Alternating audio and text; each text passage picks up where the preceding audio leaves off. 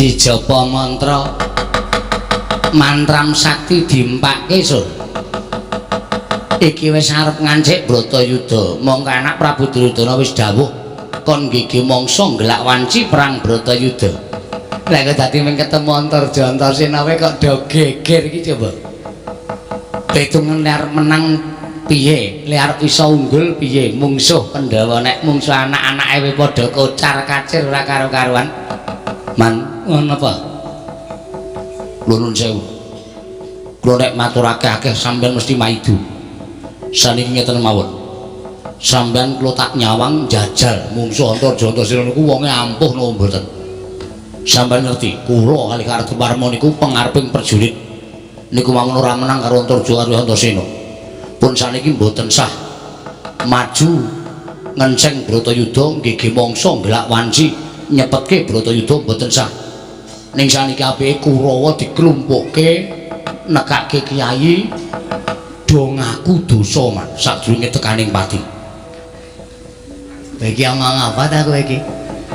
Kok malah kon do ngaku dosa, do nyuwun ngapura sebab kula kinten bincang Bratayuda Kurawa mesti modar kabeh. Nyatane musuh anak-anak Pandhawa do kalah. Kok aja musuh Pandhawa. Pandhawa ming 5 arep ming 5 wae. 5 niku nek kekuatane dadi siji nggih dapi-dapi musuh wong 100 musuh wong 1000 iso menang wong 5. Utawa sampean mang jajal maju rika. Kesenane ming maidu. Sawake loro dipaidu. Rasane teng ati kaya diiris-iris. Kartomarma, kula kalah ajeng napa sampean? Ya wis nek kalah mulai juga paitan.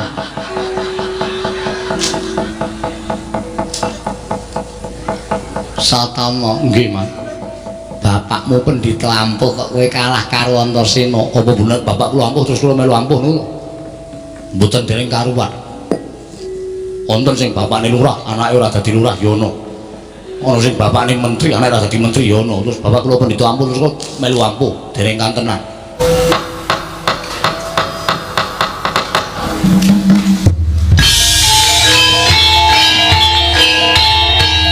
Dilanjutkan pagelaran wayang kulit semalam suntuk oleh Ki Dalang Sena Nugroho. Selamat menyaksikan.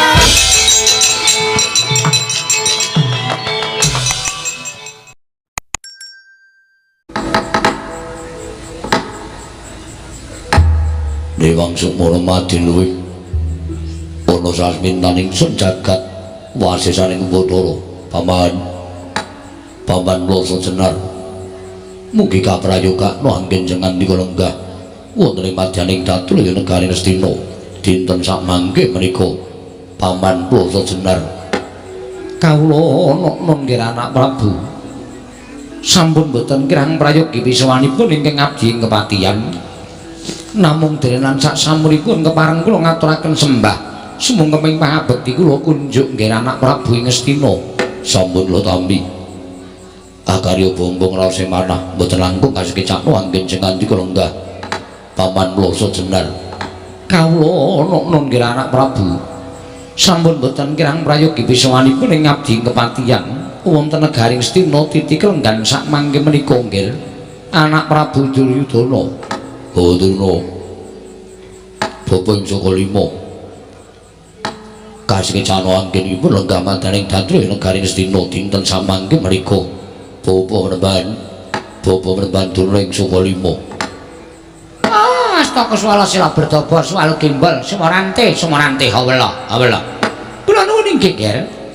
Sampun boten kirang prayogi wiswanipun ingkang Bapak Saka Lima wonten negari Astina dinten sak mangke menika.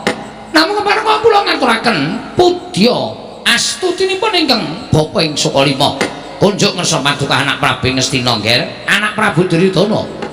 Sampun lho tampi akarya bombong raos sing manah mboten langkung kasekecakno anggen jenengan dika lenggah.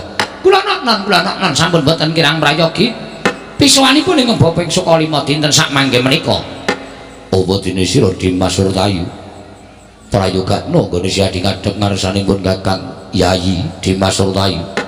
Oh lho diwoji sesembahan kula sampun boten kirang praganggen kula ngabyantura ngersa paduka namung kepareng kula ngaturaken sembah sumangga ping pangabektinipun ing abdi kunjuk sandhang padha paduka Kanjeng Koko Prabu Jimat semban kula ndak tampa siadi atur bekti kelawan pun Kakang ora liwat pangestune pun Kakang Waratakna mring Sagung Parasata Kurawa kadang-kadang ingsun kanggo dang gantung sibu lho menawi sampun paduka dawuhaken badhe kula candhi nggo Jimat sesembahan kula Sira Prabu Duryudana pun mangke Koko Prabu dereng sawetawis dang ora wujeng andika Kanjeng Koko Prabu Mandura Rai para ing Ngastina ngaturaken pasegan Panakrami kunjuk sandhang padha paduka Kanjeng Koko Prabu sesembahan kula Koko Prabu Duryudana Baladewa ing Mandura jagat wasisaning Bathara Wayakura jagat Yai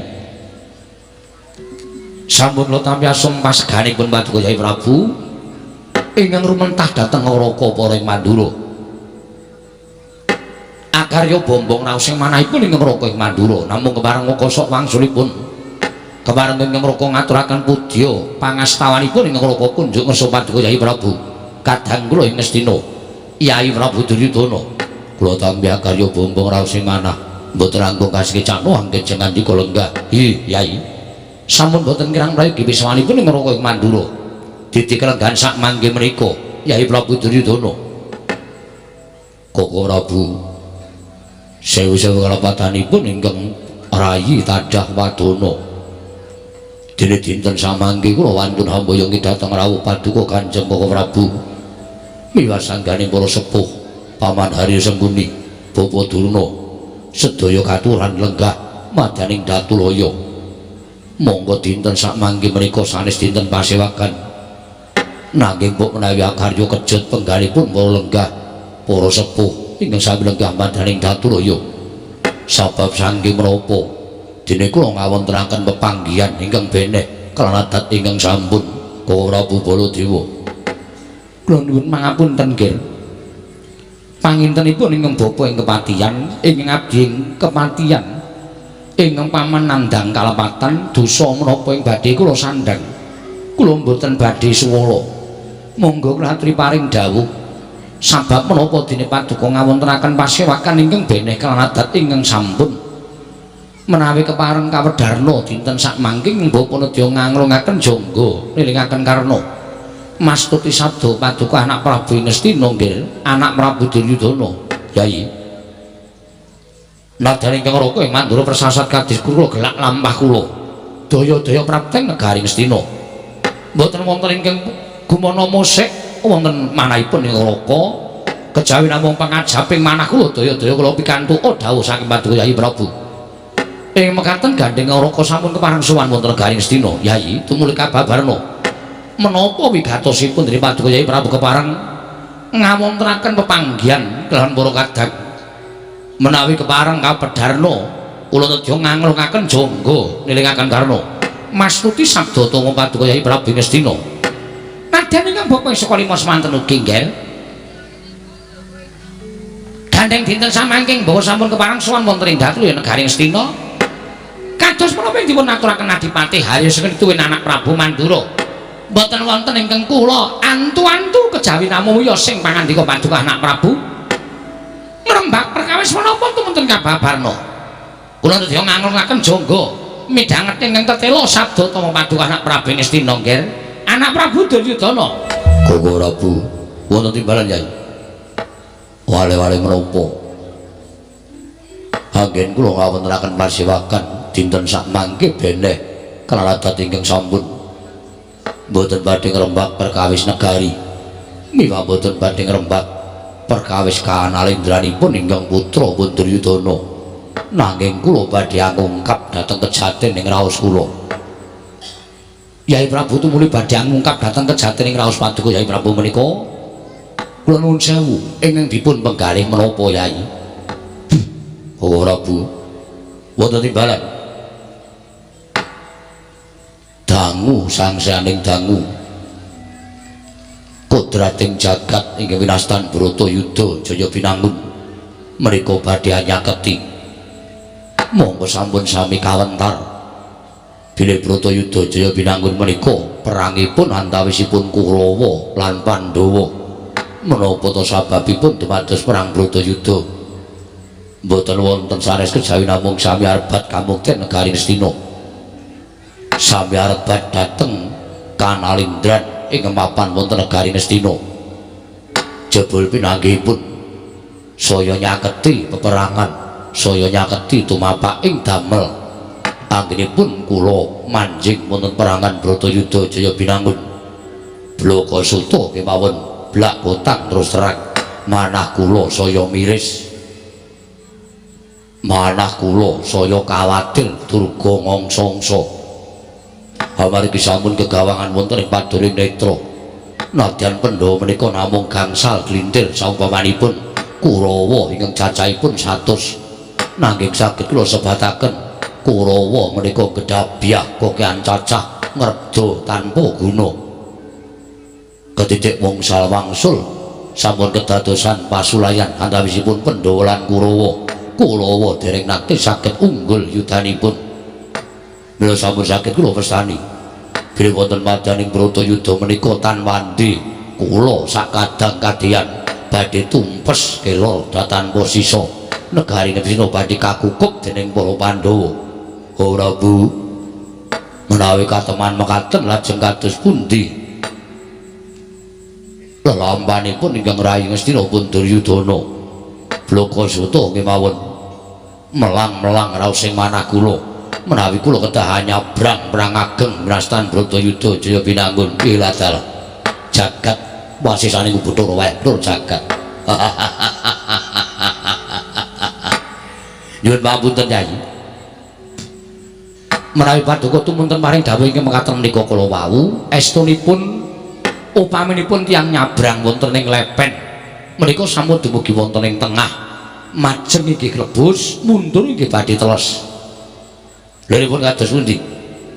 Raos gegetun ingkang paduka raosaken menika kala wau tumrap kula sampun telah. Kula tumrap kula sampun boten wonten ginanipun. Upami to paduka Kyai Prabu menika boten nandur raos gething keburu sengit dhateng para Pandhawa, tumuli negari menika dipun palih dados kalih. Ingkang sepalih kinarya mukti para Pandhawa, ingkang sepalih kinarya mukti paduka Kyai Prabu sakadang kadheyan. Tartemtu lampahan menika boten badhe kelampah. Nanging gandeng paduka cukeng mongko pendhawane adreng. Wonten pundi purukipun kejawi namung kedah nyabrang perang ageng Bratayuda Jaya Binangun turta. Menika sampun mujudaken kodrating jagat. Menika ingkang gadah damel menika boten titah, nanging dewa sing duwe gawe.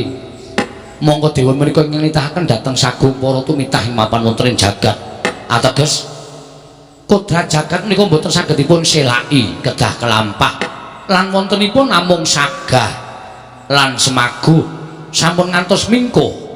Sabab menawi paduka Kyai Prabu menika tumuli penggalipun nggadahi raos ajrih miris satemah maras sabab bakal nyumurupi muncrating maros ing mapan wonten ing Bratayuda Jaya Binangun. Yayi menika tasih wonten kalodhangan. Tasih wonten setunggal srana Bratayuda menika mboten saged lampah. Menapa syaratipun badhe kula lampahi? Menapa syaratipun badhe kula lampahi Kawula Prabu? Syaratipun namung setunggal. Negari Ngastina menika sak petahipun kula aturi maringaken dhateng panguwasipun para Pandhawa. Paduka lereh keprabon tumuli dampar menika kalenggan dening Kyai Prabu Darmakusuma. Menika cara sarwana ambirat dhateng lelampahan ingkang wirastan Bratayuda Jaya Binangun. Kejawi saking menika mboten namung kadang-kadang paduka para Kurawa ingkang uwal saking bebaya pati nanging klebet para wadyabala prajurit Nayaka Senopati Tamtama Bintara sedaya sami wilujeng mboten perjasya madaning Bratayuda Jaya Binangun. Ingkang ateges Kyai Prabu menika nglilakaken dampar nglilakaken kamukten negari Ngastina dhateng panguwasipun para Pandhawa. Menika Kyai Prabu sami kemawon hambirat badhe dumadosing kurban ingkang pinten-pinten cacahipun persasat sampun boten saged dipun mical mawi ilangan ing driji. Inggih. Mila atur kula namung sedhi. Atur kula namung cekap monggo sak mangke negari kawangsulaken dhateng para Pandhawa.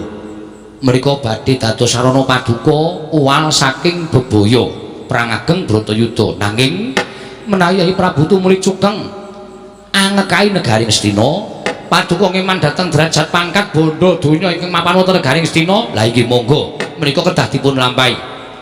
Perang ageng Bratayuda kedah dipun lampahi wonten Tegal Kurukasitra. Wantun boten wantun paduka kedah majem wonten ing pabaratan.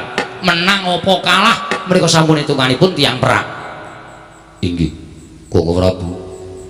Matur sembah nuwun Paman. Wonten dawuh. Paman Hari Sengguni gadah pemanggih menapa? Kula nuwun sewu Lunggir. Menawi paduka ndangu dhateng abdi kepatihan, mestinipun paduka mboten perlu ajrih. Badhe nglampahi perang ageng Bratayuda Jaya Binangun menika emut Lunggir.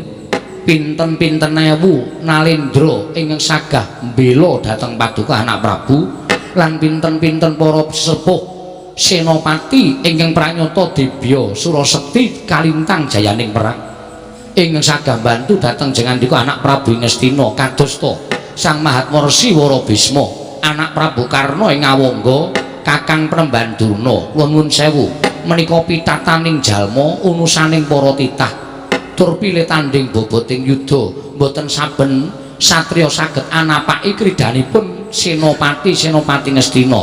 Kula nuwun sewu Lunggir, lajengipun dipun ajri menika wonten pundi? Menawi cara kula madhep mantep manjing wonten ing Mabaratan, menawi Pandhawa saged tumpes kelor ateges paduka saged lenggah dampar mboten wonten ingkang badhe ngaru biru kelenggahan paduka minangka Nalendra Ngastina. Inggih. Paduka saged pinardawa kamulyanipun dumugi putra wayah menika lho. Kula aturi menggali babakan perkawis menika. Mila sampun ngantos lajeng paduka menika ajrih tumuli negari dipun paringaken dhateng Pandhawa sepalih. Kula nuwun sewu, cara pundi negara kok diweneh-wenehke karo wong liya? Menawi tumrap kula bebasan sedumuk bathuk senyari bumi, nadan namung sedumuk jembaring bathuk, nadan namung saknyari jembaring bumi. Ngastina kedah dipun kukui mawi tetesing getih ingkang pungkasan. Menika menawi cara kula. Bawaduna, Wonten dawuh badhe gadah pemanggih menapa? Nuwun sewu kan. Menawi ingkang Bapak Sukalima menika kula nuwun sewu kula mboten benten kan menawi dados kendikanipun Adipati Harya Sengguni. Inggih. Paduka sampun ajrih kan, paduka sampun ajrih. Raos miris ingkang mapan wonten menggali paduka menika dipun singkiraken tumuntun dipun gantos raos majep mantep anggen paduka badhe nglampahi Bratayuda Jaya Binangun. Kula nuwun sewu lho. Ngastina menika kathah para tetiyang ingkang nyatanipun debya Surasekti kalintang jayaning perang.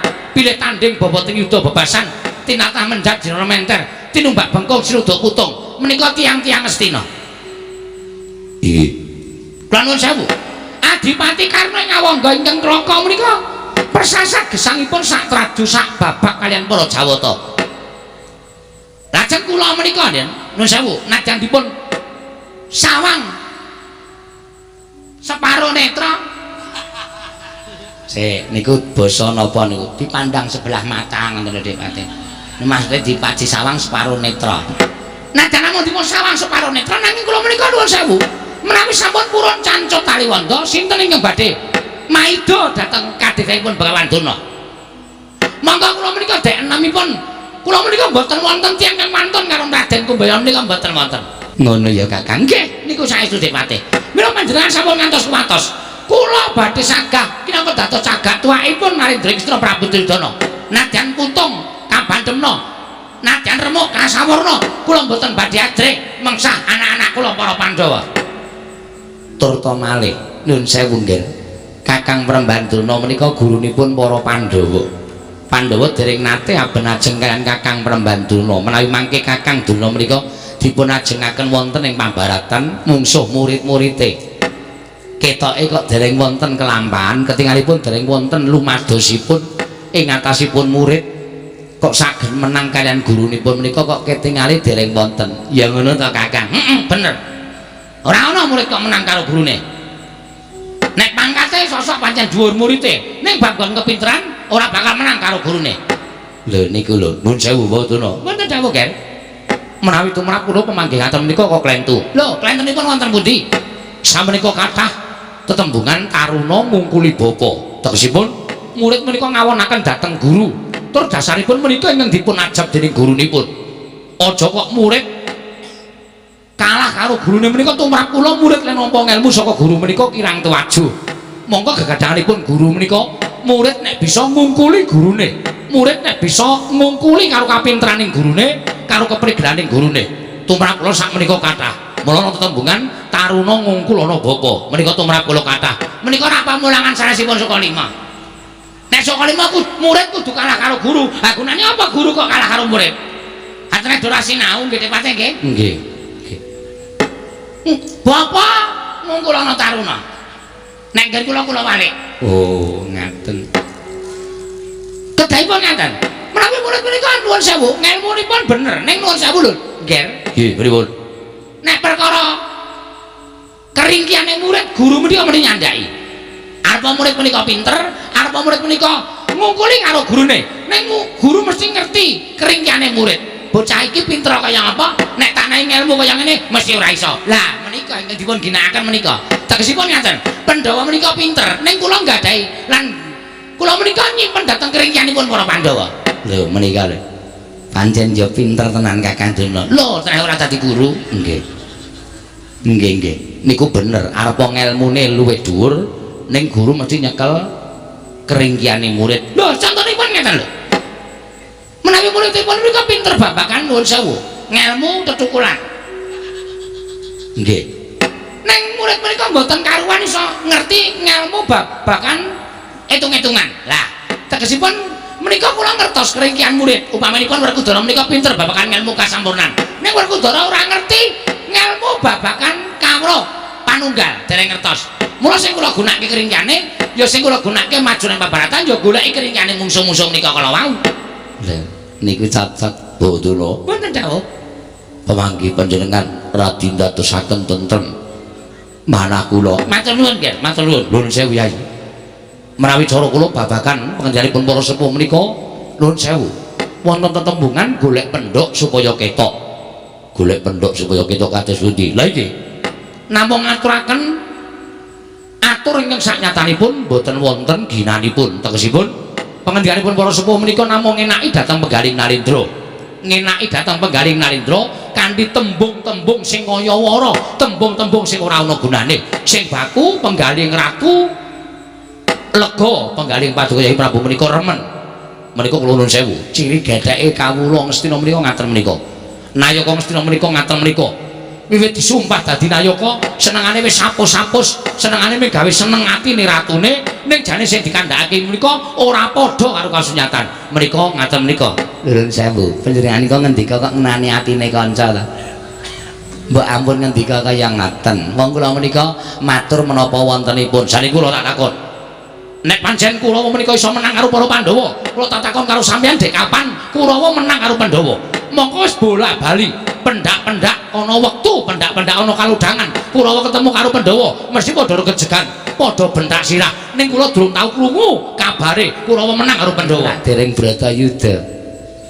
Mengke nek pun Bratayuda, Kurawa ngempakaken ngelmu Jaya Kawijayan menika langkung mat, langkung teliti.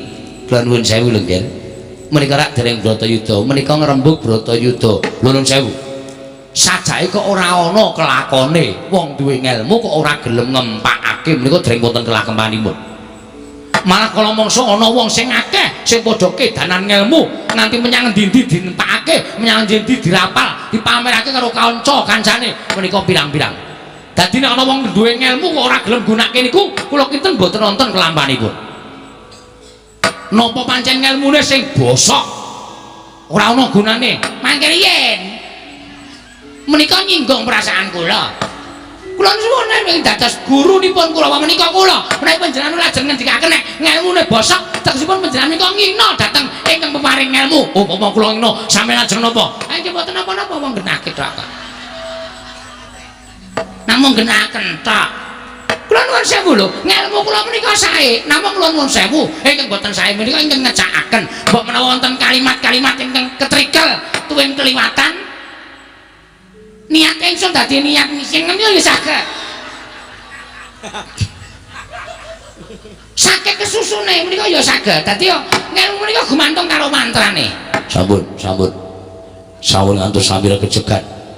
Samangke kula namung kepengin sanget supados para sepuh menika sami bantu dhateng repotipun manah kula.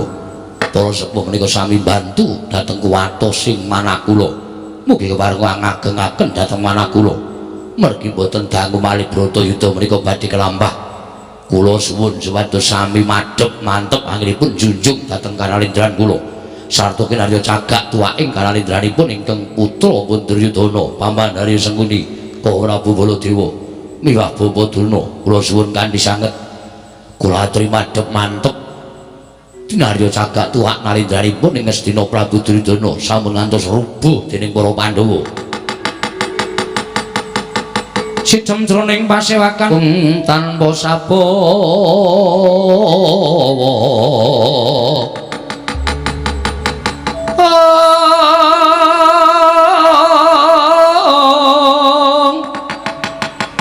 kapraban dening Sang Nalendra Tama mango-mango-mangonengi lirwu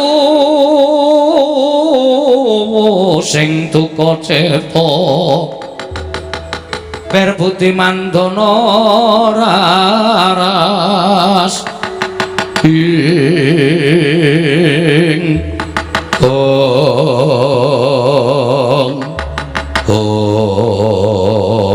tintre madaning pasewakan negari Ngastina nalika semanten samya regejegan rebut ngarsa rebut unggul ngenyong rembak perkawis Bratayuda Jaya binangun dadak sakala mangke kawis katingal mendung peteng amayungi Purayagung negari Ngastina Dewi Calponang mendung tumedhak onyang Madyapada nenggih Jawata ing Sidik panudal-dali wang pikula Narada merpeki ungganing nata Ngastina Prabu Duryudana dadosaken kagyat nata Ngastina Prabu Duryudana wau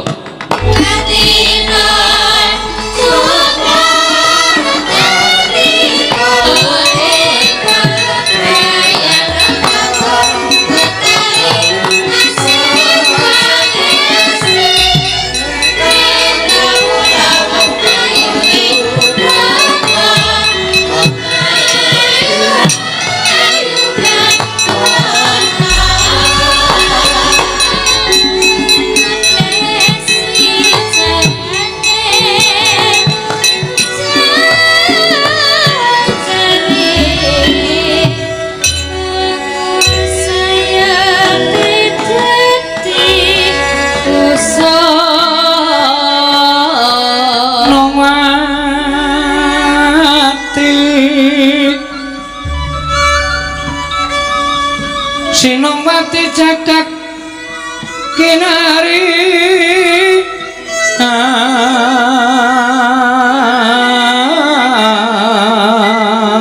among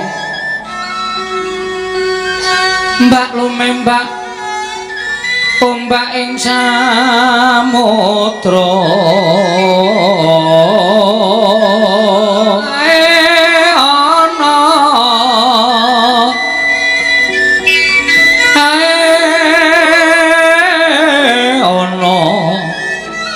kale lumut ambrang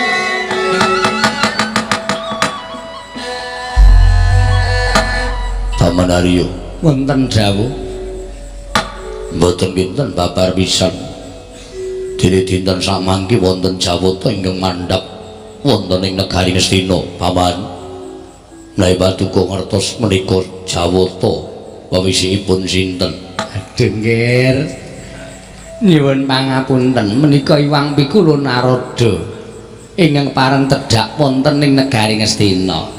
Perkencong warudaya mbak pong mbok bolong kali codhe sapa sing gawe Duryudana. Lah kok kebangetan timen kita kuwi karo dewa kok ora apal iki piye to, Nger? Ngetokke nek kita kuwi suwijining titah ingkang ora nate manembah. Nyuwun pangapunten Pulun mboten kok mboten apal namung kula kesupen. Apa ora apal karo pelali iki padha wae. Kula ngaturaken bekti kula kunjuk. Ya ulun tampa karya Bombong Tias ulun pangestu ulun tampan ana ya kula. Lho pundi nggo jimat dayana ing kasantosan. Pukulun bekti kula kunjuk. Sengkuni ya ulun tampa. Pangestu ulun tampan ana. Kula pundi nggo jimat paripin dayana ing kasantosan. Pukulun sembah bekti kula kunjuk.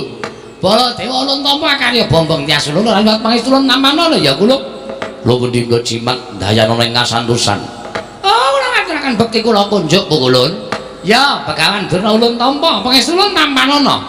Kula pundi nggo jimat paripe dayana ing kasantosan. Mugi kasricakna anggen jengan dika lenggah Pukulun. Wis ora kurang prayoga Prapta Ulun ana ing negara Ngastina. Ulun wonten wikados menapa panjenengan rawuh wonten negari Ngastina menapa badhe paring dawuh bilih Bratayuda cabar ing damel. Kosek aja nganti kita banjur paring dawuh ing kaya mangkono maca kelawan batin ulun. Sayekti apa kita ngendikake mau luput. Liripun kados pundi? Prapta Ulun ana ing negara Ngastina iki malah dadi kosok balen Duryudana matedhakake kelawan dawuh iki Wang Pikulun Jatimurti yen to iki saya nyaketi perang gedhe ing winastan Bratayuda Jaya Binangun. Ya kuwi perang antawising Pandhawa lan Kurawa. Ing padha rebut negara Ngastina. Pandhawa njaluk bali ning Ngastina, kita ingkang ngukui negara Ngastina mula ora bakal bisa diselaki meneh. Yen to Bratayuda bakal kelakon mula aja nganti kita kaget besok apa Bratayuda bakal tumeka. Nanging ning wigati wit dina iki kita kudu tata-tata. Tegese tata-tata samapta ing gati sawigaing diri.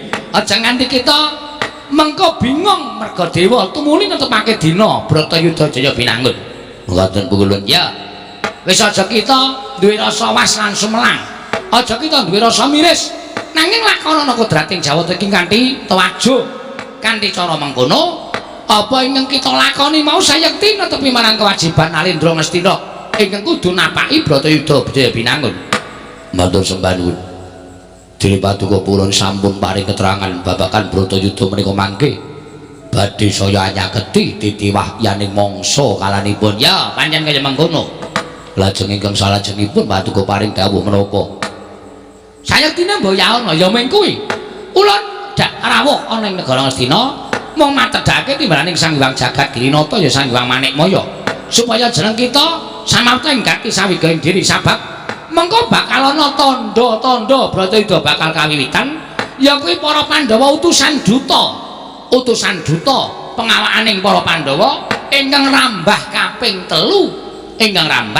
3 mula kita kudu prayitna etungen mengko yen ana duta saka negara Ngastina sepisan kaping pindho lah ingkang kaping 3 mau wis katandha wiwitan Bratayuda Jaya Binangun ora bakal bisa diberat maneh nger Kurupati.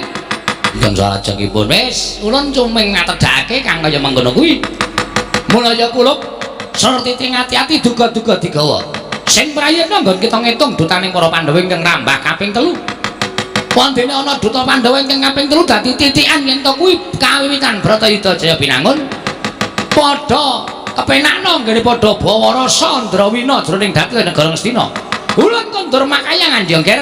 Muga-muga apa kang dadi dawuh ulun iki dadi mbok bundeli nang penggare kita aja nganti kita kleru nggone ngitung tumapaking perang gedhe Bratayuda Jaya Binangun. niki wis taken dawuhku.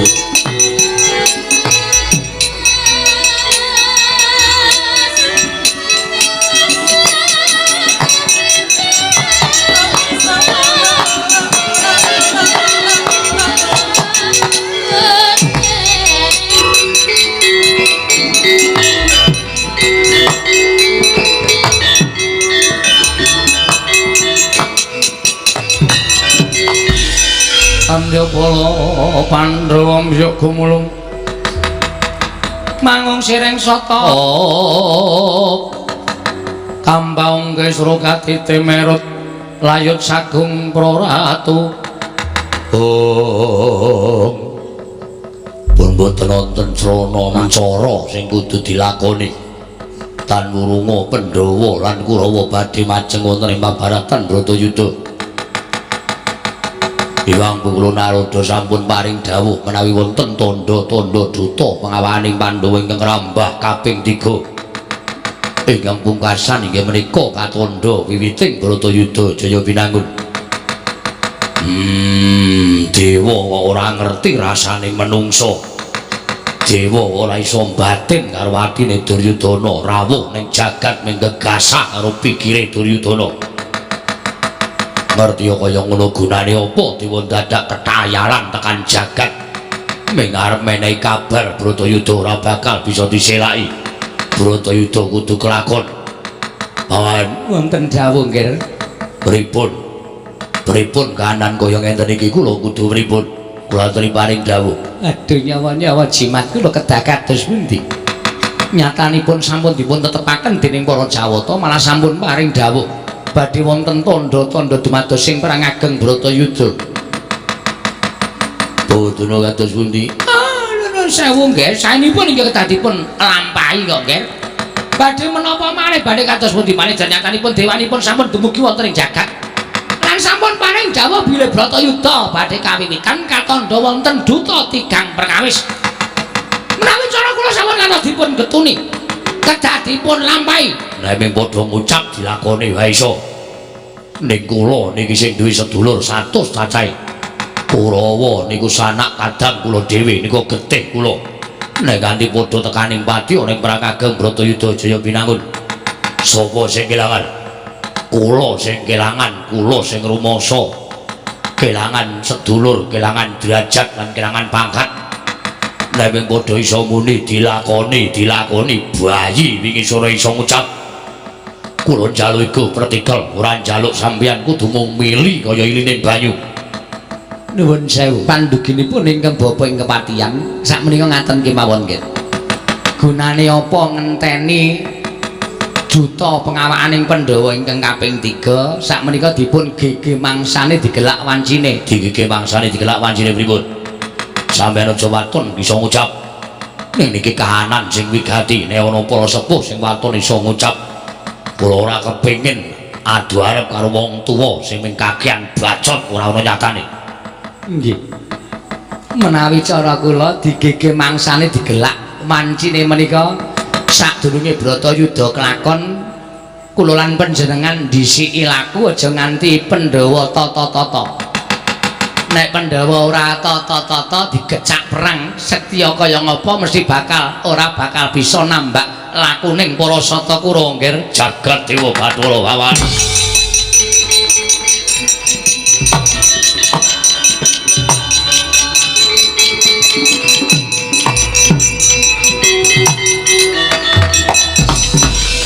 Niku sing kula karepke. Duwe iku, duwe partikel, duwe penemu. Kaya ngoten niku sing kula karepke. Ora mung enak-enak lungguhan sila tumpang kendangan dengkul mangan suguhan. Ning ora di penemu babar blas ming pahitan klambi batik. Ngono kuwi. Kula kepengin sing duwe penemu, kula kepengin padha ngulir budi ngasah kadewasan. Kula cocok, kula mathuk nek dinten iki ndhisiki perang wonten negara Ngamarta. Disi perang teng Indraprastha mumpung srayaning Pandhawa dereng sami dugi mumpung Pandhawa durung duwe kanca wong 5 digecak wong 100 mesti bakal tekaning pati menika ingkang kula kajengaken Yayi. lho nyuwun pangapunten Menawi caranipun mekaten kula nuwun sewu panjenengan badhe dipun cacak dening jagat. Panjenengan dipun poyok dening para kawula. kula ora usah gagas perkara kula dicacak karo jagat dipoyok dening para kawula. Sing baku kula menika golek kemenangan perkara carane piye menika manut kalian kula. Lah menawi caranipun kados mekaten menika tegesipun paduka semana singkar dhateng jiwaning kasatriyan. Kula ora ngrebug jiwa kasatriyan.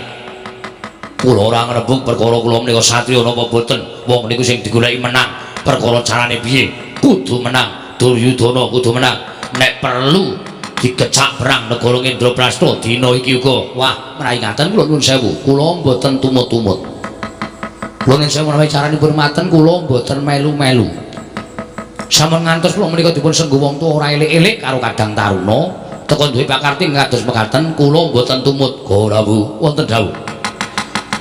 Nek pancen sampeyan ora gelem melu, nek pancen sampeyan ora gelem melu-melu perkara niki, sampeyan ora gelem nderekake apa sing dadi karepane Duryudana. Kula mboten apa-apa. Kula mboten badhe anjiak, kula mboten badhe ameksa. Ning saniki kula aturi menggali piyambak, gunane napa sampeyan lengguh teng mriki? Gunane napa sampeyan jagok teng mriki? Nek sampeyan ora nglojongi pakartine Duryudana, upama sampeyan kula anggep sampeyan iku lair ndedheple ing Astina, ning batin sampeyan ngemuli Pandhawa, napa mboten lara ati sampeyan? Mumpung durung ana ucap sing metu saka tutuke Duryudana sing ngelokke Ratu Mandura. Sampeyan mang metung aja nganti kewirangan teng mriki. Apike pripun? Apike kula tak bali teng Mandura.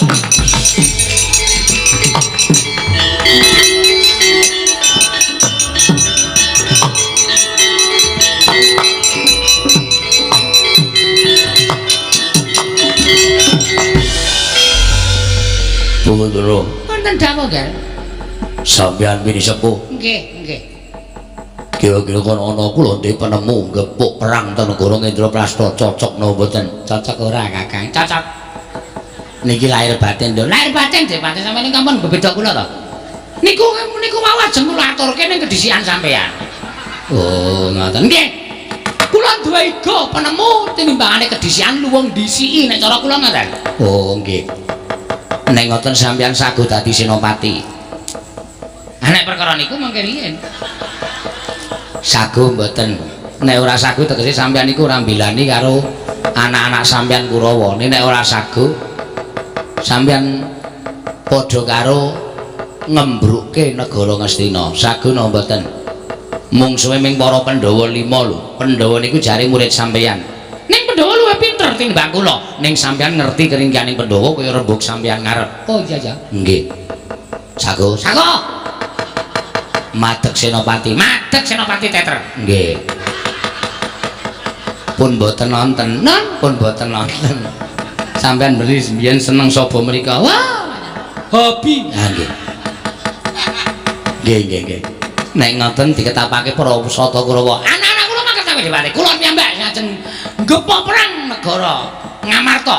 Pandhawa ajeng kula pateni kabeh. Nggih, ning niku mboten mung kandhek wonten ing pangucap lho kababar dadi pakarti. Lho, mestine ngono. Pendhita menika mboten kenging mencra-mencre kaya banyu tumumpan godhong mencre. Sentre. Nggih. Ora kena blendra-blendre. Nggih. Diestoke. Kula estoke. Pangaryo Wonten timbalan. budal kang padha sibuk. Kadang kula sata Kurawa keng ngrampik gegaman.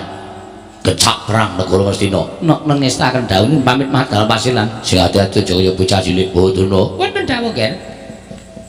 Kula aturi ngawat-awati lampahing para sata Kurawa. Nek perlu sampeyan kula dapuk minangka dadi senopati. Oh, nggih saken dawuh. Mangke kula ngaturaken jangkanipun Pandhawa gangsal. Aja sok janji to. Senengane kok ngaturke sirahe Pandhawa 5 kelakon we urung. Aja sok janji. Ketoke bengi iki Pandhawa mati, Depati. Oh, Ketoke. nggih.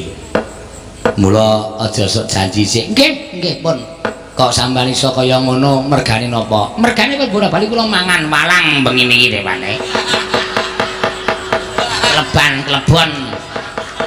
Kaya jenenge weneng sawah kaya. Oh ya wis ora dadi ngapa nganti dalang kok sangune kok baigon. Neng ya mbok disemprotke sampeyan. Seneng nek sampeyan mendek kula mendem. Nggih mboten.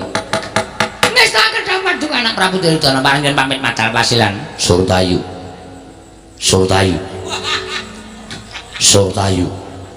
Kadangipun Kakang Dimas Surtayu. Mbok coba jawilen wong ora tau melu sowan kok sowan. Sur, nuwun wonten dawuh. Wah, kaget kula. Oh, pancen bocah ora. Brandek pun oleh dandan ora kaya-kaya wae. Ming arep turu. Kekeselan lemu dadi Den Mas Brata apa piye? Mboten, Mbak. Kok dadi ngono iku anjur keturon. Nggih. Surtayu wonten timbalan. Budal kang padha simbing sun kundur ngedaton. Non paramadal pasilan, hati-hati aja kaya bocah cilik. Purna gatining pananggilan. Sanadyan kundur ngedaton jrok saking dampar karo nampit gambaran gading. Kadheraken sanggaring para Bancedi manggung ketanggung Joko Paloloro. Ingkang sami ngambil pacraning Prabon. Kawis tinggal saking Mandra tindaknya Sri Naranata. Kantilon saking Mandrawa kaya tansah reruntungan tindaknya Sri Naranata wau.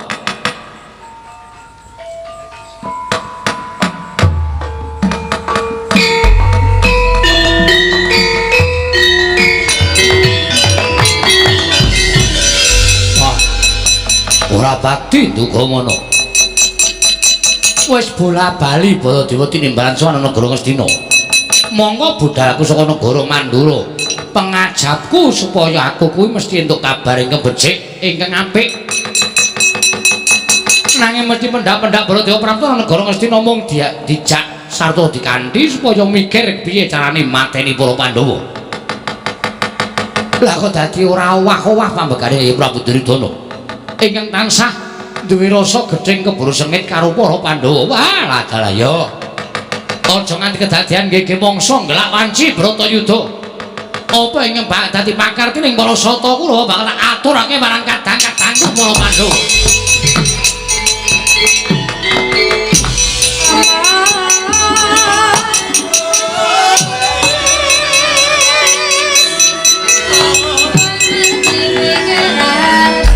Kacarian putra lamun kawekasan ya kawis anggeni maya Wisnu Pratenta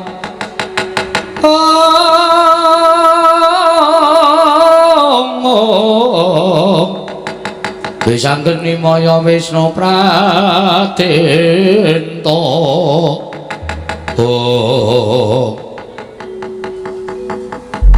gandeng wis pamit Kanjeng karo Kanjeng Hyang Anantaboga lan Kanjeng Ibu Nagagini nggonku bakal metu ing daratan ing wigati bakal ngabekti karo pundhenku para Pandhawa. Nyatane kabar sing tak tampa yen to Bratayuda wis nyaketi, Bratayuda wis mung kari ngenteni wahyaning mangsa kala. Ora lega rasane atine Antarajaya ora ngabekti karo wong tuwa sarana aku ngurbanake lawan awakku kanggo kamenanganing para Pandhawa. Syukur bagi para Pandhawa bisa nampa marang Antarja kadhapuk dadi Senopati. Dadi sarana nggonku bakal njunjung marang derajate wong tuaku para Pandhawa kabeh. Nuwun sewu Prabu. Kanjeng Rama Jodipati, Kanjeng Paman Madukara, kula ingkang putra Antarja ingkang sowan ngabdi antara kersa paduka Kanjeng Paman.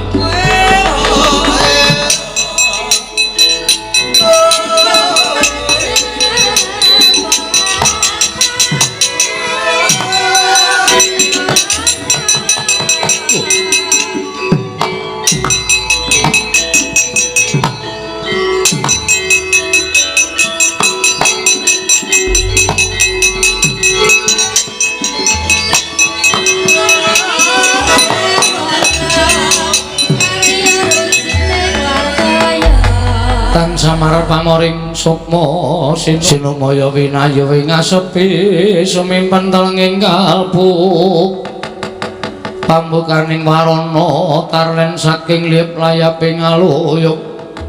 Lho iki Dimas lha iki malah adhiku lanang Wisanggeni karo Antasena. Iya Kang. Kang aku bareng karo Wisanggeni siadyar tindak menyang endi ae. Ngerti yo satemene aku wis arembug karo Kakang Antasena gandeng aku karo Kakang Antasena kuwi suwijining putra Pandhawa ingkang beda karo putra-putra liyane. Tegese beda piye? Kakang Antarja prisa dhewe aku kuwi ora iso ndodhok, aku ora iso tata krama, aku ora ngerti unggah-ungguh. Mongko dina samengko sumebar warata wis sumebar yen to Bratayuda wis nyaketi. Iya pancen kepara nyata. Lah aku karo Kakang Antasena kuwi duwe penemu yen ora ngabekti karo pepundhen Pandhawa srana nyramakake uripe awake dhewe kanggo kamenanganing para Pandhawa sesuk kapan meneh awake dhewe bisa mikul dur mendem jero karo wong tuwa ya wong tuane awake dhewe para Pandhawa Kang.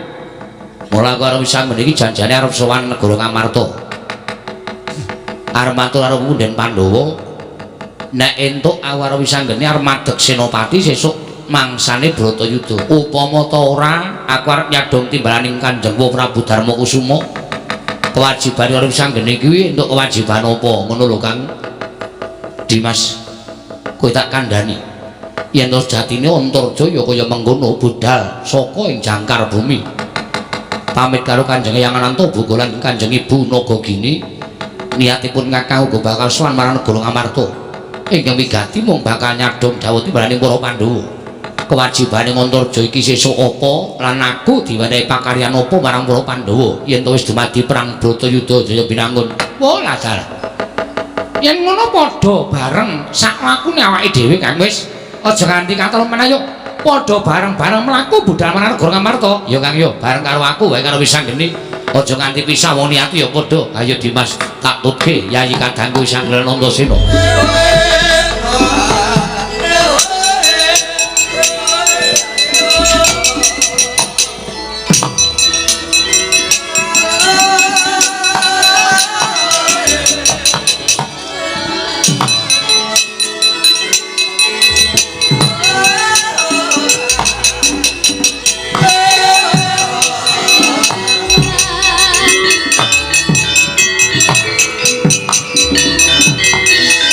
dina dadi lamun katututan lamun masa prawira digdaya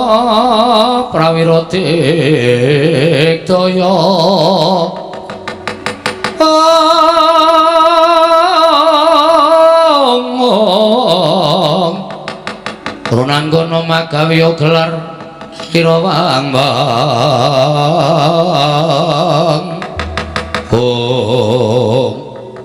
ora panglik iki Antarja Kanjeng Wa Suratayu ingkang merpeki dhateng lampahipun ingkang putrapun Antarja lampahipun para sata Kurawa dampyak sajaipun angem wigatos wa menawi dipun marangaken kula badhe nyumriksa Kanjeng Wa badhe tedhak dhateng pundi lan wigatosipun menapa Antarja wonten timbalan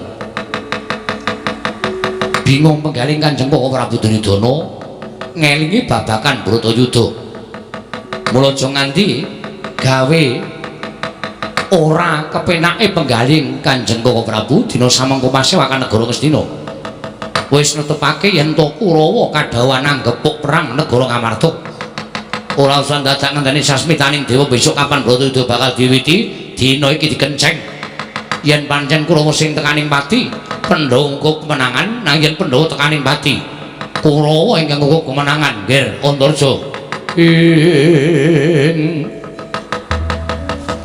Jaja montap lir kinetap duka yayang sinipe netra kocak ngundarandir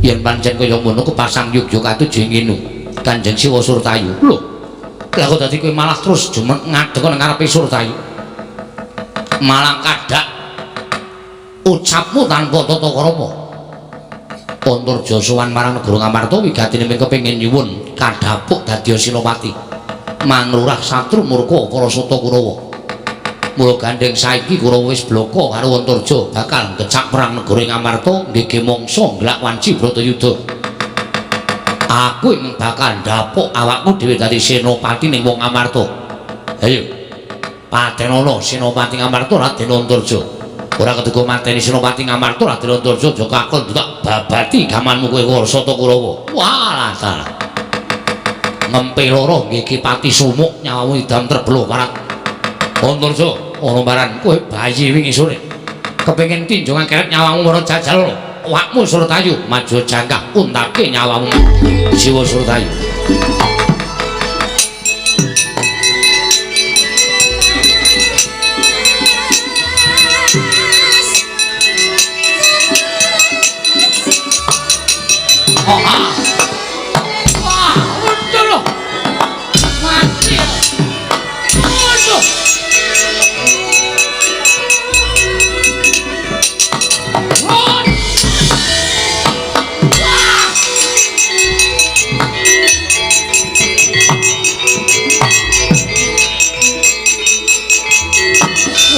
Antasena Swatama dasar Pranyata ora minggat tebak danawene marganing patimu candhak cacake Kalanjana wah cang ayo mati pecah dadamu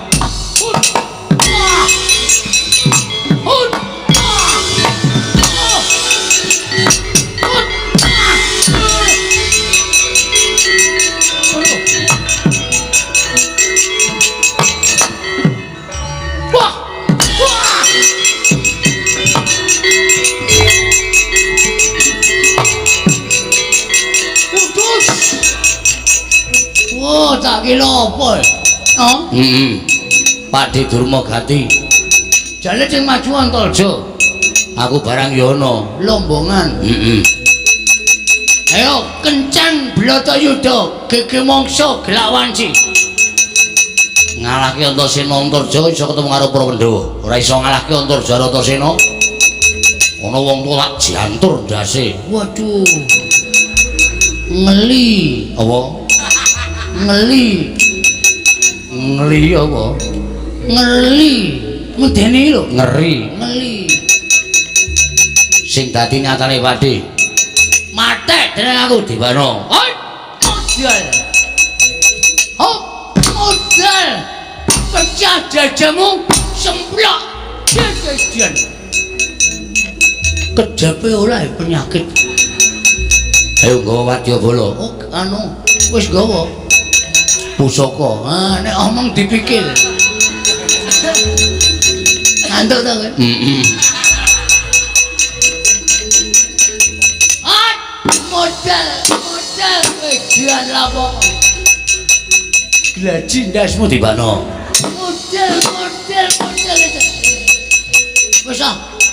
Kecel aku. Aku wong tuwa dadene. Nek nganti ora tok wanes, wirang bebalang tenan. Ayo gage, wanesen aku. Woi.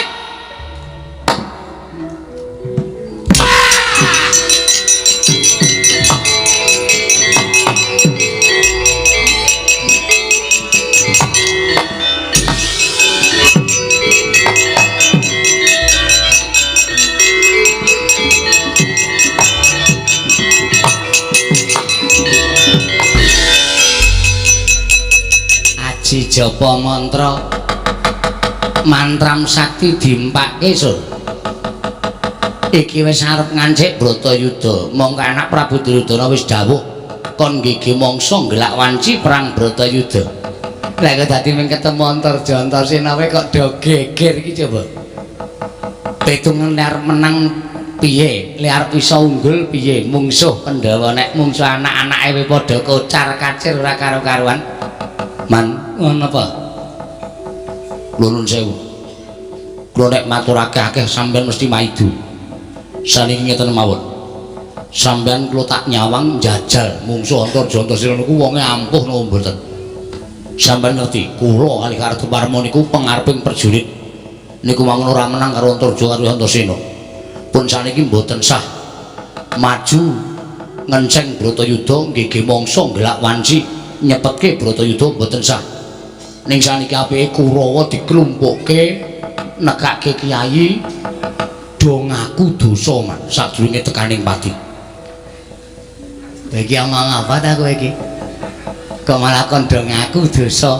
Do nyuwun ngapura sebab kula kinten bincang Bratayuda Kurawa mesti mudhar kabeh.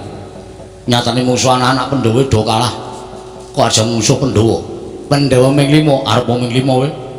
5 niku nek kekuatane dadi siji ngedapi-dapi musuh wong 100 musuh wong 1000 iso menang wong 5. Utawa sampean mang jajal maju rika. Kesenane ming maidu. Sawake loro dipaidu. Rasane teng ati kaya diiris-iris. Karta Marma. Kula kalah aja napa sampean? Ya wis nek kalah. Mulai juga paitan.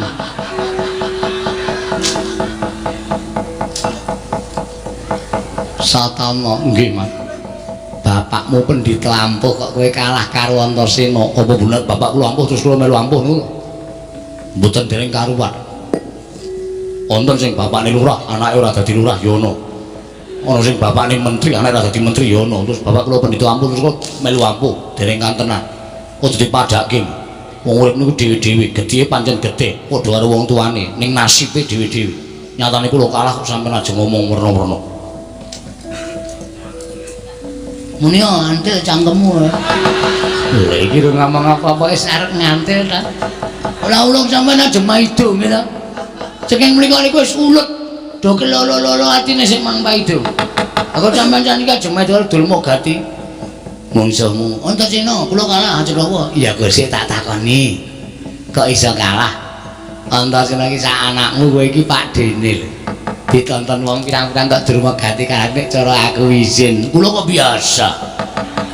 Ora izin. Lah, izin apa? Belang niku anane menang kalau kalah. Nek pancen kalah ajeng napa? Adik budidaya menang ya ora ijo. Pun, saiki kanten mawon.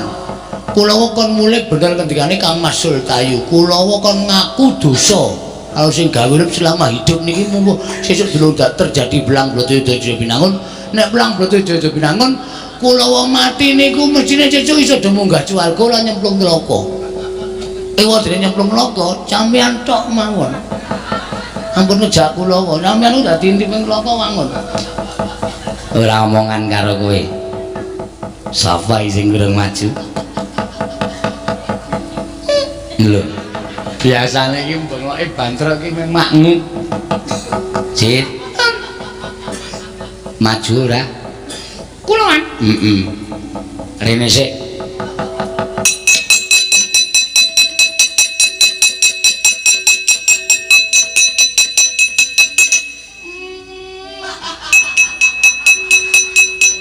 Ndak nek arep omong ki disarehke.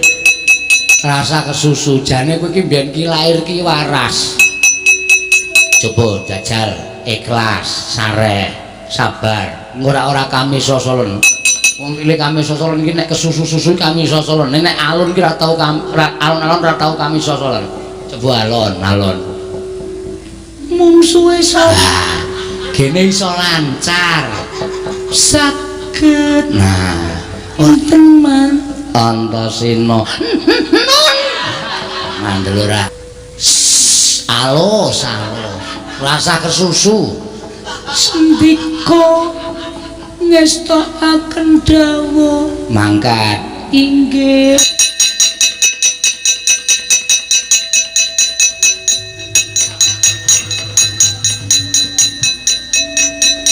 Pakdi. Oh. Wis mari poli kami sosolen. Wis Antasena. Rene arep ngopo? Arep umbah-umbah. Ngelabrak Antarja Antasena sing mepalangi lala.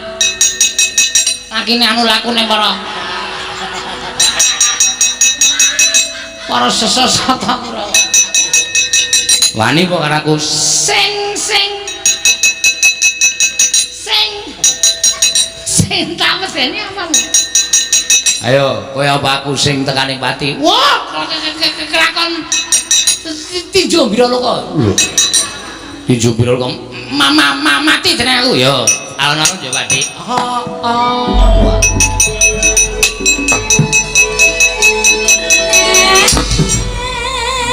Wedan.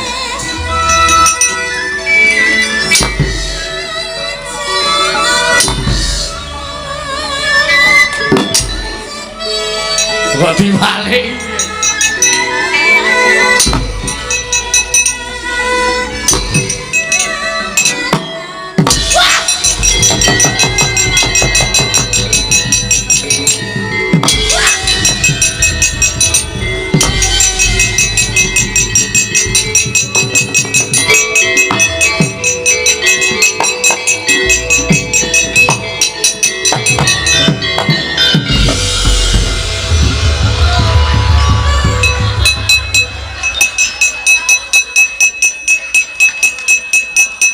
Cit.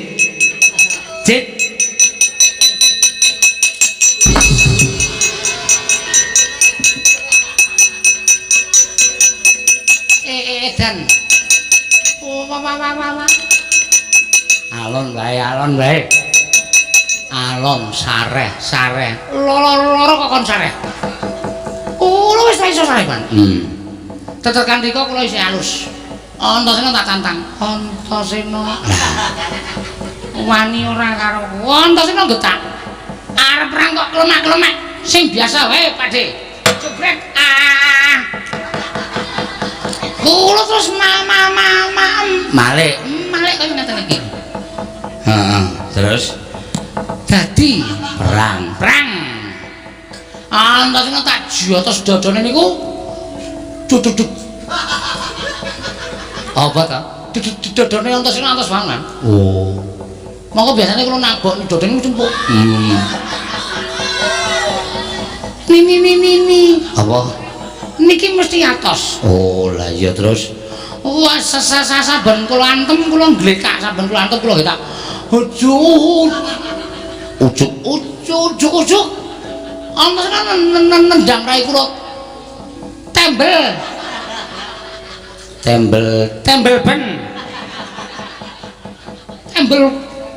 Ngoten niku kula nganti keder awak kula gedabikan gobek-gobek rararuan. Dipindhone man jebrek. Oh, cecek tandha Antasena banting teng mabrak. Terus diuncange man. Tekan nggone Parjo. Wah iya. Parjo sesek kenong. Oh. Kula gugah sisan Dek. Oh iya. Ketiban wayang kok ora tangi. Terus kula gugah jojo tangi jo napa jo. Terus lagi tot. Dan ran. Nah iya. Ya wis ora apa-apa. Terus Kalah man. ya kalah yo mundur. Ki. Waduh. Antasena wayang digaya. Heeh.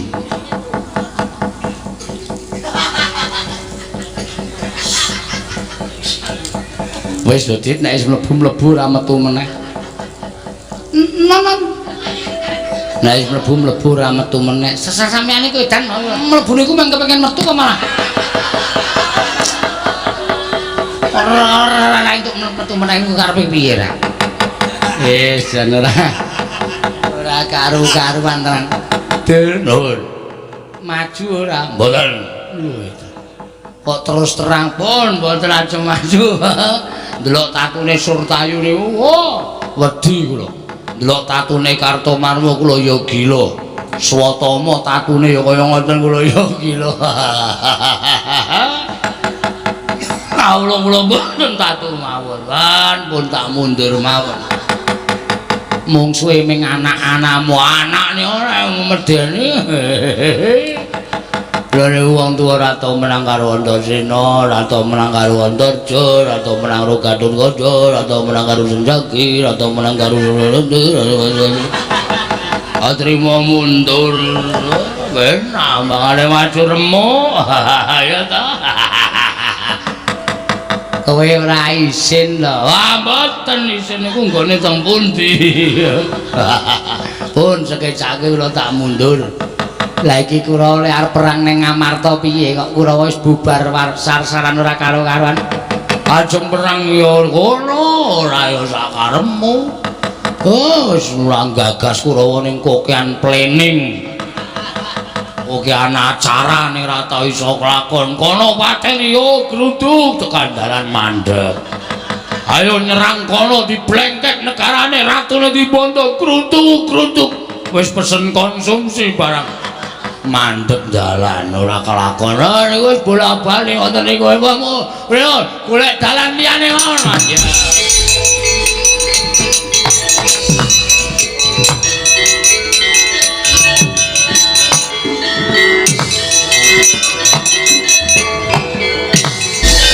Dimas banget yen to Kurawa wis nerak macak nerajang perbatang bakal nggih mangsa ngelak wanci Bratayuda liwat jero bumi men cepet lakune matur karo Punden Pandhawa. Ayo Dimas tak tuti Yayi yo Kang tak derekake.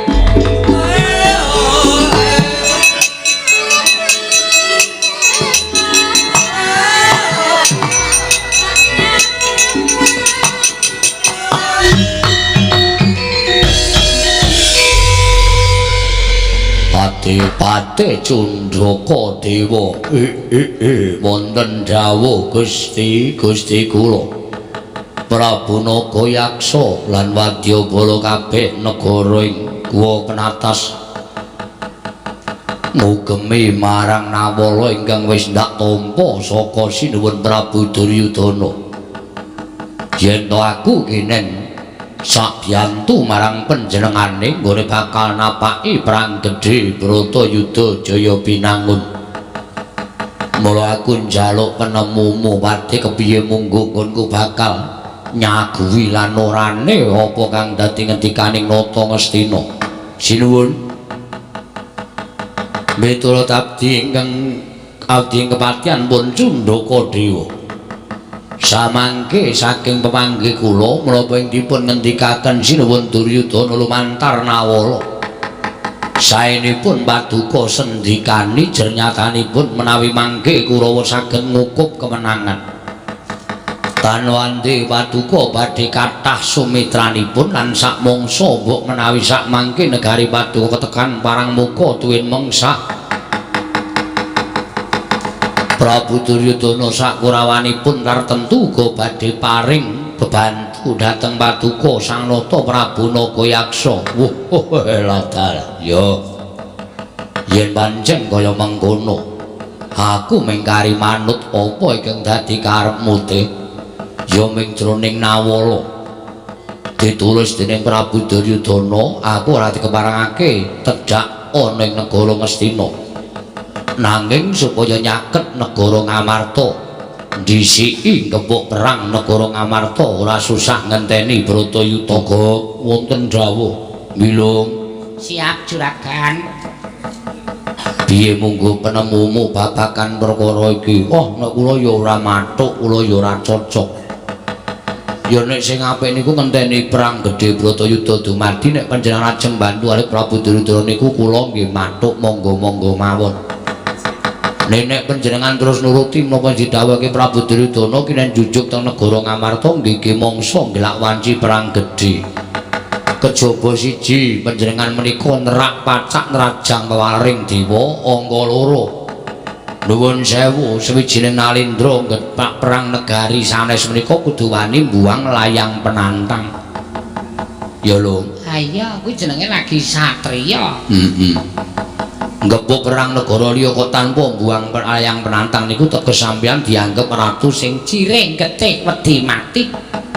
ratu sing duwe rasa Mires satemah maras sabab bakal nyumurupi muntrating marus. Lho niku. Monggo nek ajeng kepuk perang negari Ngamarta monggo mawon ning buang layang penantang. Mboten kok arep gepuk perang negara liya kok malah buang uwuh. Niku tegese mboten cocok karo kanyusenyatan. Ya, ya kek ya. Iya. Piye Pate nek cara kula sampun ngantos ndaraturipun togok jenyatanipun togok menika namung batur, togok menika namung gedibal. Togok menika namung Panakawan. Mula inggih paduka Gusti kula sanata badhe pitados kaliyan aturipun togok ingkang saknyatanipun menika dereng kantenan leres lan botenipun. Ngono ya te inggih. Ya yen pancen kaya mengkono. Dina samengko ketapno para wadyabala, togok wonten dawuh njaluk pangapura yen to aturmu dina iki ora tak gugu. Nggih boten dados menapa. Sing jeneng batur niku pangembating catur ya lho. Ayo. Elek-elek karo Ratu Gustina wadine mboten diagem nggih mboten napa-napa ning nek enten bobol boroting lelakon mang tanggung dhewe. Enten abang biruning kahanan lelakon sampeyan mang ngrasake dhewe. Ya mengko aku bakal ngrasake. Cundaka Dewa wonten timbaling adawuh. Tetapno para wadyabala ya budal marang negara Ngamarta nggih ki mangsa nglak wanci. Ngecak perang negara Ngamarta inggih monggo sinuwun kula dherekaken ayo.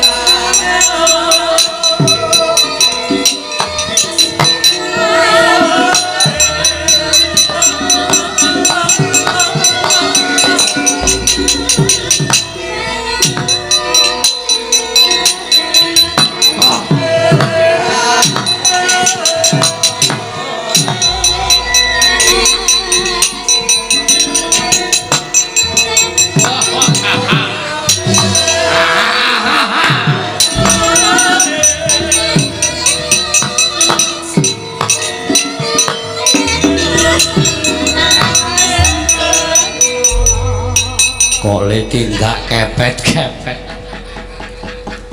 Pancen bilung iki kurang ajar. Wong cethuk dijaluki minyak kok dikeki minyak panas. Woe ladal. Kok wonten dawuh kaya lungguh ning anglora. Mengke nek pun soklat rak mateng. Wah, jan ora. Iki nek ora sapa tegek sing kei minyak. Kudu tanggung jawab lho. Ngedemke. Ayo digelak lakone Prabu.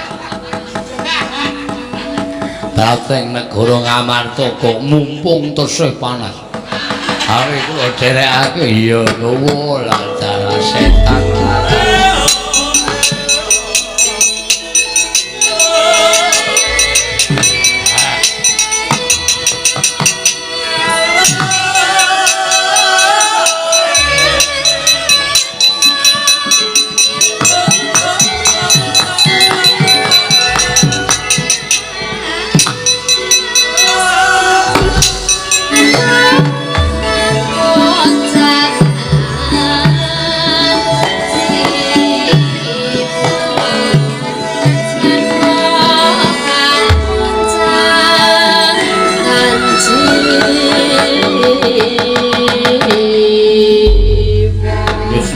Semuriris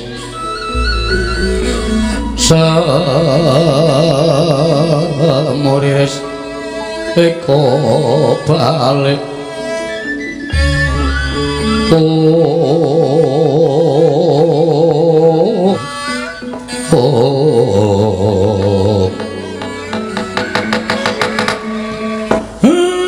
duwe penemu sing kaya ngono kuwi napa mawon niku nek kekathatan sto bakale ora apik.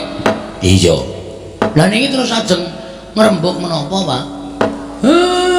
Kowe karo aku lho nderekke ndaramu Pandhawa wis puluhan taun. Nganti dina iki aku wis entuk sasmita yen ndaramu Pandhawa bakal nyabrang perang gedhe kang winastan Bratayuda Jaya Binangun. Mula ora aneh nek akeh para putra, para punggawa Tamtama Senopati padha rawuh ning negara Ngamarta niate mung kepengin ngatonake dharma bektine supaya tinuding dening para Pandhawa madheg Senopati apan kuwi ing dadi gegadhanganing para satriya. Lah terus kaya awake dhewe iki minangka dadi panakawan. Awak dhewe iki minangka dadi batur mongko Pandhawa arep nglakoni perang ya kuwi Bratayuda. Nek miturut aku iki kowe karo aku ya ora kena padha menak-penakan. Ora kena padha sak kepenake dhewe ning bantu Ndara Pandhawa anut kabisane awake dhewe. Yen awake dhewe iki batur ya mbantu piye supaya prajurit iki ora kekurangan sandang utawa pangan, ora kekurangan unjukan butuhake unjukan sarta daharan kowe karo aku ya wajib nyawisake. Mula sing jeneng menungsa kuwi gegayuhane mung manut karo kabisan, manut karo ngukur karo derajate dhewe-dhewe. Nek derajate kaya kowe karo aku ya wis apa anane bantu ya sak gaduking kabisane awake dhewe aja duwe kepinginan sing di luar. Tenan ora omongan kedawan iki terus kata-katane kentekan iki terus ming sak jabaning kabisane awake dhewe. Karepku ngono kuwi to, Le. Miat langening kalanggiwan agar pandan moncar tinoner kekonang surem sorotetan padang kasoran bacaring purnaming kekono dasare mangsa katiga. Petruk apa? Pak duwe impen. Impenmu apa? Impen kula mboten perkara kula menika turu terus nglakoni impen mboten. Sing kula aturke impen iku gegayuhan, Pak. Gegayuhan sing piye? Gandeng pendak-pendak bapak prisa piyambak nek kula niku arep ming panakawan ning kula duwe keprigelan olah kridane ngaprang. Wis mula wali kula menika ketemu karo Kurawa, kula ngakoni perang karo para sata Kurawa, nyatane Petruk tekan semriki ya slamet, ya urip. Tegese Petruk niku ora ketang sithik duwe keprigelan ing babagan olah kridane ngaprang. Lah terus kula kok duwe gegayuhan, Pak. Gegayuhan apa? Kula kok kepengin matur ngersani karo Punden Pandhawa. Kula kok kepengin sak ora-orane didadekke prajurit, sak ora-orane didadekke manggalaning prajurit, utawa kula malah luwih diparingi pangkat. Syukur bae nek Petruk niku iso ngukur karo ketrimaning urip. Kula pengin dadi senopati ngaturke kelabuh bektine awak kula dhateng punden-punden kula para Pandhawa, Pak. Mareka ten prayitna semuriris. Semuriris seka balik titiyane Gandayani. Petruk. Lagi mingkem lho leh ku omong. Wong ki ngukur karo derajate, ngukur karo kabisane. Lah wong kowe iki ming batur, kowe iki ming Panakawan ya bener, kowe iki tau tate Bandayuda perang karo Kurawa. Tau tate tak kongkon kowe nemu alangan kudu adu atos sing balung leting kulit karo Kurawa, pendak-pendak kowe iso menang. Ning iki Bratayuda ora sak lumahing wong perang. Apa kira-kira kowe iso lan iso dijagake upama entuk pangkat saka para Pandhawa, Pak? Napa salah nek kula iki gegayuhan sing luwih dhuwur? Para nimpuna sampun sami nyebataken yen kowe duwe gegayuhan kuwi yen iso sak dhuwuring langit gegayuhanmu, sak dhuwur-dhuwure. Upama tiba ora tiba ning isor, nanging isih tiba ning dhuwur tegese mboten amblek urip kula. Upama kula niku didhapuk dadi senopati tenan, wah kaya ngapa senenge atiku. Kula ora arep owel karo uripe Petruk, ora arep owel karo kahanan kula. Kula ikhlasake. Nek pancen Petruk kudu tekaning pati, Petruk kudu sirna wonten ing Bratayuda, kula mboten napa-napa. Ikhlas. Patine Petruk, patine Panakawan ning para Pandhawa ngenami Petruk, kinarya rabuk kemenanganing para Pandhawa. Wo, sumpah lahir batin, Pak. Seksene sing gawe urip kula mboten ajeng owel, kula ora arep grundel. Ning kula ikhlas lahir batin, Pak Semar. Anakku, anakku.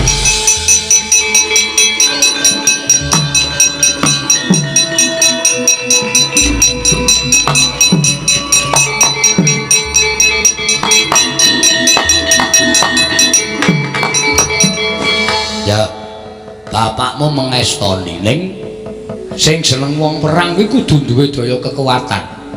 Mula sadurunge kowe sowan negara Ngamarta kowe tak tundung Petruk. Lho, malah ditundung pripun? Golek ana pertapan sing aran pertapan Teja Kinurung kuwi kancaku. Pendhitane kuwi sumitraku ya dulurku. Jenenge Begawan Teja Sumirat. Kabeh gegayuhanmu aturna marang Begawan Teja Sumirat. Nek lumrah wis ngerti kekarepanku, kowe mesti engko bakal entuk pusaka pirang-pirang kena kinarya godhongmu bakal nglamar dadi Tamtama utawa dadi pangareping Bintara ning negara Ngamarta. Nyuwun pamit, Pak. Sing ati-ati aja kaya bocah cilik Panakawan. Ten prayitna semuriris.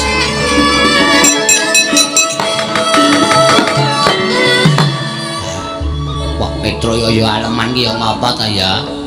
Ora apa-apa, wong sing jeneng duwe gegayuhan kuwi becik kok tara garing. Nggih. Bagong pengen dadi apa? RT. Oh, malah medun ora. Ora usah digagas. Muga-muga gegayuhane Petruk iso kasembatan. Ayo tole menyang negara Ngamarta. Monggo Pak kula dherekaken. Nggih, Pak, monggo kula dherekaken.